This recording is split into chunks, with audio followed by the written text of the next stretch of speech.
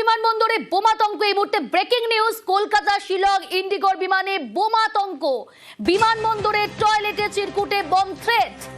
কলকাতা বিমানবন্দরে বোমাতঙ্ক, কলকাতা শিলং ইন্ডিগোর বিমানে বোমাতঙ্ক। আরো ডিটেল জানার চেষ্টা করব, অনুপ রয়েছে আমার সঙ্গে। অনুপ,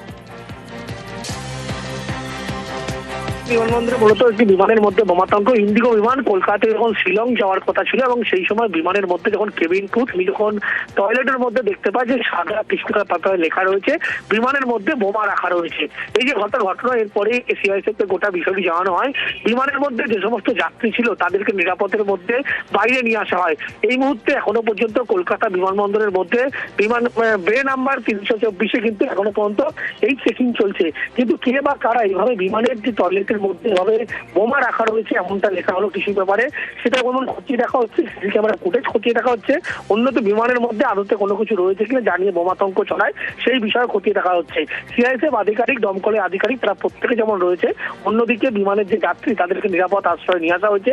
বিমানটিতে এই মুহূর্তে এখনো পর্যন্ত সিআইএসএফ থেকে বিমান চলাচলে কোনো প্রভাব পড়লো? অনুপ, এই ঘটনা নিয়ে বিমান চলাচলে কোনো রকম কিছু প্রভাব পড়েনি। শুধুমাত্র যে বিমানটি ইন্ডিগো বিমান কলকাতা থেকে শিলং যাওয়ার কথা ছিল সেই বিমানটির ক্ষেত্রে শুধুমাত্র দেরি হচ্ছে। যতক্ষণ না পর্যন্ত ক্লিয়ারেন্স সার্টিফিকেট পাওয়া যায় বিমানের মধ্যে কিছু নেই, তারপরে কিন্তু বিমান রওনা দিতে পারবে না। যতক্ষণ সিআইএসএফ পক্ষ থেকে বলা হবে বিমান একেবারে বিমানের মধ্যে কোনো কিছু পাওয়া যায়নি, সবুজ সংকেত পাওয়ার পরেই নির্দিষ্ট গন্তব্যস্থলের উদ্দেশ্যে রওনা দিতে পারে বিমান। বেশ। কলকাতা বিমানবন্দরে বোমাতঙ্ক, কলকাতা শিলং ইন্ডিগোর বিমানে বোমাতঙ্ক। বিমানবন্দরের টয়লেটে চিরকুটে বম থ্রেট। বিমানে বোমা রাখা আছে বলে হুমকি।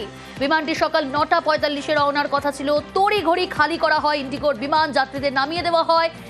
নামিয়ে বিমানে চলছে তল্লাশি। কে বা কারা হুমকি দিল খতিয়ে দেখা হচ্ছে।